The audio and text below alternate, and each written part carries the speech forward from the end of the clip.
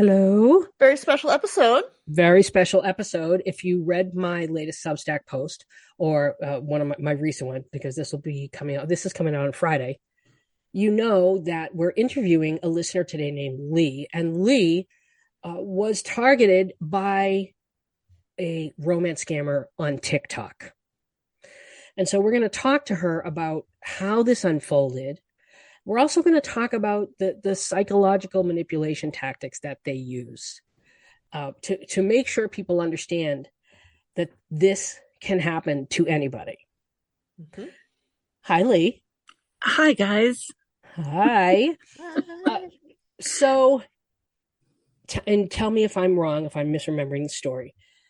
This Bronny, we'll call him, posing as Bronson Pinchot from Perfect Strangers and Beverly Hills Cop. This person had a profile on TikTok and he followed you. Right. And then after he followed you, he contacted you. Right. Okay. He messaged me on TikTok. Yes. Okay. Can we start there and you tell us how sort of things evolved? Sure. So I just made a few comments on some of the videos that he posted, and he messaged me, and I just, he said hi, and I just said hello back, and we just started having a conversation, introducing myself. He wanted to know if he met me before, and that obviously I was a fan because I would know who he was. And so it started out that way. Then he asked he asked for my phone number or my email so that we could talk off of the app because he's not on the app. Well, I wasn't comfortable with the phone number, and I don't like talking on the phone. But so it was email, and it went into Google Chat, and so it was more of getting to know one another, and I would stop communicating when I would have to start work, and I would say, hey, I'm going to be working now, that sort of thing. And then message me throughout the day and say, how's your day going?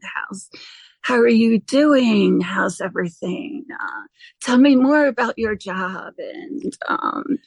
And I want to interject here. Yeah. Just to call out a couple of things that you've said so far. So the reason why they try to get you off the app is to get away from any monitoring, so that you can't report them, their IP can't be traced, et cetera, et cetera. That's the first thing. And they do this on dating apps too. Oh, I'm not here a lot. Can you go over to WhatsApp? Can we text? Can we do this? They just want to get off the app so that you can't report and block them there and they get caught. But now this stuff, how is your day? How's your job? Right. This is they're building rapport, because this is a process, right? First, it's contact. They make contact, they build rapport, they build intimacy, and then there's typically an urgency where something comes up where money needs to be changed, needs to change hands. He's playing into what he believes is this desire that I think a lot of single women who date men have, right? He's becoming that source of attention, and he's doing it regularly so that you'll become dependent on it. So I want to interject with that, and now if you want to continue. Sorry. Yeah, no, 100%. And it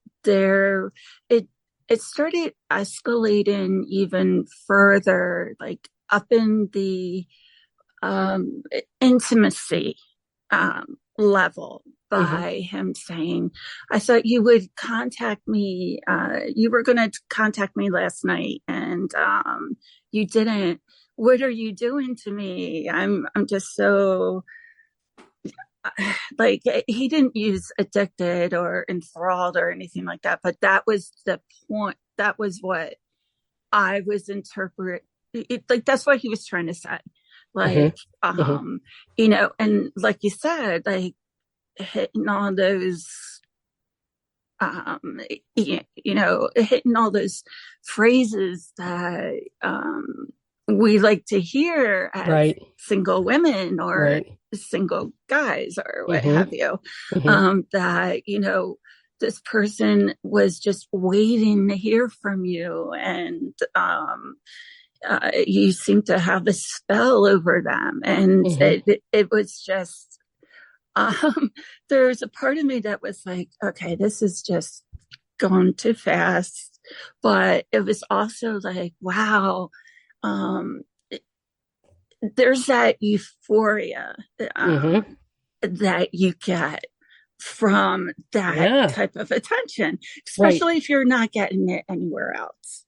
Yes. And they're counting on that. And that euphoria is the dopamine, Right. right? We've talked about this, how you can become dependent on the high that you get from dopamine. And what this guy did and Sarah pointed this out, she's like, well, the scammer chose an actor it was believable, right? Yeah. He's sort of C-list, right? Sarah, what did you say? I think I said it's perfect because it's not overreaching. Right, Like I can right. believe that actor is, on the internet as himself I can and too. and could potentially ask to borrow money given the right I, circumstances. I could too. Like he's recognizable, I think, Yeah, but he's not everywhere. right. And I wouldn't say he's conventionally attractive, Mm-hmm. right? But still attractive. But like just the right kind of attractive, Exactly. Yeah, right? not Like overreach. he was non-threatening.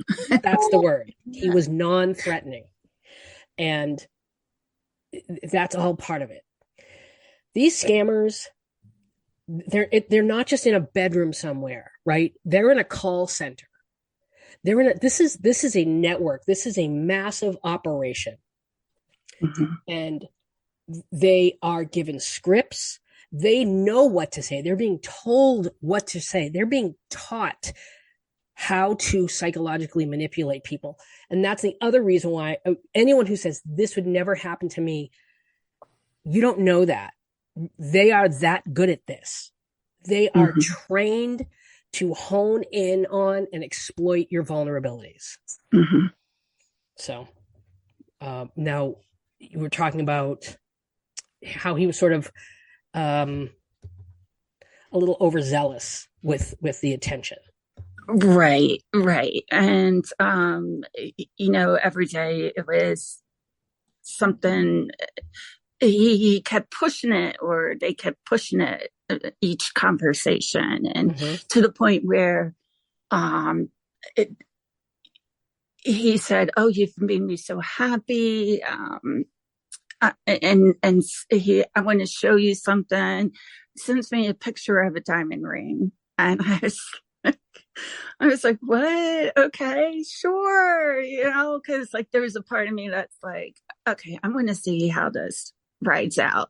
And again, a part of me also is like, wow, okay, I'm Mm-hmm. speechless. Mm-hmm. Um, okay, so um, let's see where this goes. And at that point, and maybe a little bit before, the discussion of cryptocurrency came into play. Mm-hmm.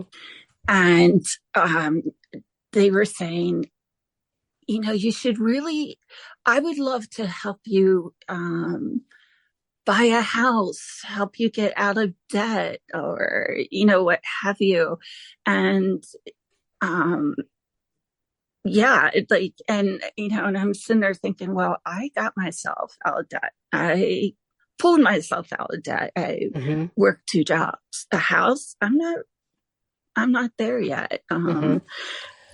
So yeah, I just want to point out, I keep interjecting that's okay. because ADHD, my brain, and I will forget it. He was asking questions like, can I ask why do you rent or own? Yes. Right. Thank you. Now he's doing that. Obviously, he wants to get a sense. Do you live with anybody? Are you at all like, I don't know, could you be someone that they could get to move somewhere, whatever. But also, do you have a mortgage that they can get you to, refinance? Mm-hmm. Do you have debt? Do you have disposable income? But also to see, like, is this someone who's in debt? I'll promise them money. Mm-hmm. Right there.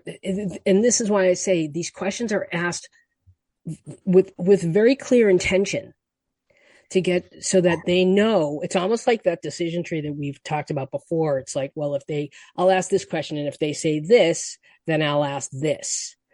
I And think that's exactly how the call center thing works. that is how it works. Yeah. That is exactly how it works. Kind of They like have telemarketing. it is. That's exactly what it's like. Yeah. So they asked tell me about your hobbies, right? And then you said, oh, I love to reading and meaningful conversations. Oh, me too.